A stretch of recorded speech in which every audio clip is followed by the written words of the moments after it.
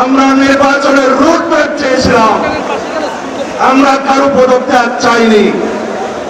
পদত্যাগের নাটক দেখেছে বাংলাদেশের মানুষ।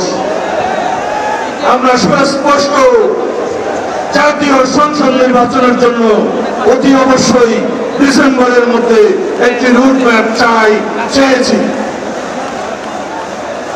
আমরা গণতান্ত্রিক অধিকারের জন্য যদি কথা বলি, সেটা যদি আমাদের অপরাধ হয়, সেই অপরাধ আমরা বারংবার করতে থাকব।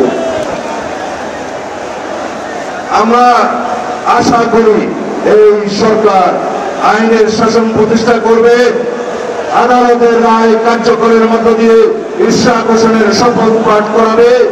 এই সরকার নির্বাচনের জন্য রোডম্যাপ প্রদান করবে। অনিরপেক্ষ সরকারের বিরুদ্ধে গণতন্ত্রের দাবিতে, নির্বাচনের দাবিতে বাংলাদেশের মানুষকে আন্দোলন করতে হয়, সেটা হবে ইতিহাসে কিন্তু বাধ্যতামূলক।